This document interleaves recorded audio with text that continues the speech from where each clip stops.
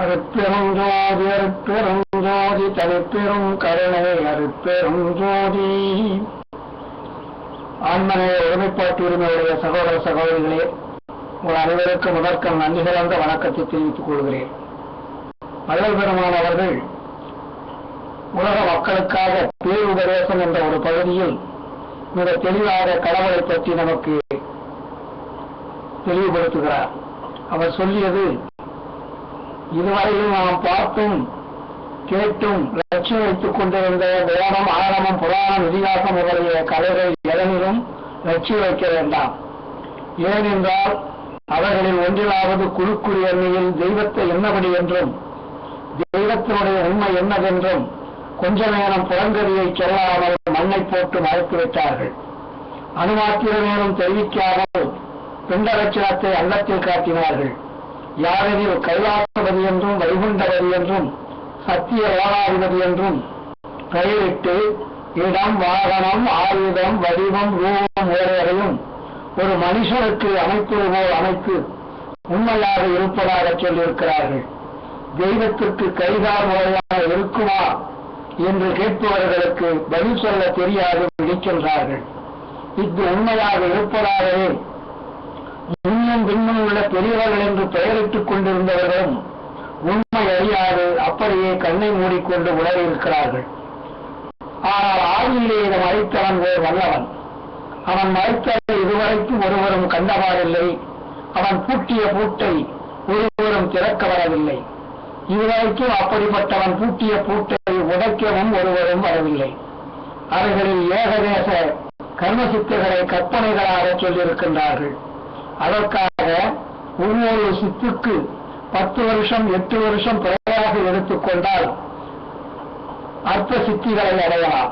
அதற்காக அவற்றில் லட்சியம் வைத்தால் ஆண்டவரிடத்தில் வைத்துக் கொண்டிருக்கிற உண்மையான லட்சியம் போய்விடும். ஆண்டவரிடத்தில் வைத்த லட்சியம் போய்விட்டால் நீங்கள் அடைய போகிற பெரிய பிரயோஜனம் போய்விடும். ஆனால் அதில் முயற்சி செய்து அவ்வளவு காலம் உழைத்து அந்த அர்த்த பிரயோஜனத்தை தெரிந்து கொண்டு அதனால் ஒரு லாபத்தை ஏகதேசம் அடைந்தால் முக்கிய லாபம் போய்விடும். ஆகையால் அவைகளில் லட்சியம் வைக்காமல் ஆண்டவரிடத்திலேயே லட்சியம் வைக்க வேண்டியது. முன் சொன்ன ஏகதேச சித்தி கற்பனை என்கிறது நான் செய்த சத்திய பெரு விண்ணப்பத்தால் அறிக. இயல் வேதாகமங்கள், புராணங்கள், இதிகாசம் இவை முதலால் இந்திர ஜாலம் கடையால் உரைத்தார். மயில் ஒரு மாத்திரம்தான் சாலமென அறிந்தார். மகனே, நீ நூலனைத்தும் ஜாலமென அறிகே. செயலனைத்தும் அருளுடையால் காண்கையென எனக்கே. திருமூலம் பற்றிய ஞான தேசிக மாமணியே, அயலறியார் அறிவுடையார் எல்லாரும் போற்ற ஆடுகின்ற அரசே என் அறங்கள் அறிந்தருளே என்ற பாடல் வாயிலாக பதிவு செய்திருக்கிறேன். இதுபோல் வியாகரணம், தொல்காப்பியம், பாணினேயம் முதலில் சொல்லியிருக்கின்ற இலக்கணங்கள் முழுவதுமே குற்றம் என்று சொல்லுகிறார். அவைகளில் குற்றமே சொல்லியிருக்கின்றார்கள். எவ்வாறெனில் 90 900 என்கிற கணிதத்தின் உண்மை நான் சொன்ன பிறகு தெரிந்து கொண்டீர்கள் அல்லவா? இப்படியே 1, 2, 3 முதல் 100 முதலான இலக்கங்களுக்கும் உகர இறுதி வருவானேன். ஒருவாறு சித்தர்கள் காரணப்பெயராக இருக்கிறார்கள். தொல் 100 90 என்றும் தொல் 1000 900 என்றும் வளர்ந்திருந்தன. தொழில் என்பது ஒன்று குறைய துக்கியது, தொன்மை தொல் என பிரிந்தது. வழக்கத்தில் 900 90 என அறிவியது. இதற்கு 10 இடத்திற்கு ஓரிடம் குறைந்த முன் 1000 என்றும்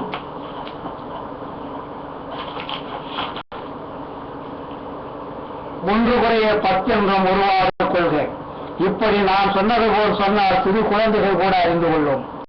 இதுபோல் சைவம், வைணவம் முதலிய சமயங்களிலும் வேதாந்தம், சித்தாந்தம் முதலிய மதங்களிலும் லட்சியம் வைக்க வேண்டாம். அவற்றில் தெய்வத்தை பற்றி குறுக்குறியாக குறித்திருக்கிறதே அன்றி புறங்கதையை சொல்லவில்லை. அவ்வாறு பரிபூர்ணமானால் நமக்கு காலமில்லை. ஆனால் அவற்றில் லட்சியம் வைக்க வேண்டாம். ஏனெனில் அவைகளிலும் அச்சமய மதங்களிலும் அர்த்த பிரயோஜனம் பெற்றுக் கொள்ளக்கூடுமே அல்லது ஒப்பற்ற பெரிய வாழ்வாக இயற்கை உண்மை என்னும் ஆன்ம அனுபவத்தை பெற்றுக் கொள்வதற்கு முடியாது. ஏனெனில் நமக்கு காலமில்லை. மேலும் இவைகளுக்கெல்லாம் சாட்சி நானே இருக்கிறேன். நான் முதலில் சைவ சமயத்தை லட்சியம் வைத்துக் கொண்டிருந்தது இவ்வளவு அவ்வளவு என்று அளவு சொல்ல முடியாது. அது பட்டணத்து சாமிகளுக்கும் வேலாயுத முதலியார்களுக்கும் இன்னும் சிலருக்கும் தெரியும். அந்த லட்சியம் எப்படி போய்விட்டது பார்த்தீர்களா? அப்படி லட்சியம் வைத்ததற்கு சாட்சி வேறே வேண்டியதில்லை. நான் பாடியிருக்கிற திருவருட்பாவை அடங்கியிருக்கின்ற பாடலையும் மற்றவர்கள் பாடலையும் சபைக்கு கொண்டு வந்தால் அவைகளே சாட்சி சொல்லிவிடும் என்று. ஏன் அவ்வளவு மிகுந்த அழுத்தம் எனக்கு அப்போது இருந்ததென்றால், அப்போது எனக்கு அவ்வளவு கொஞ்சம் அற்ப அறிவாக இருந்தது. இப்போது ஆண்டவர் என்னை ஏறாநிலை ஏற்றிருக்கிறார். இப்போது எல்லாவற்றையும் விட்டுவிட்டதினால் வந்த லாபம் இது.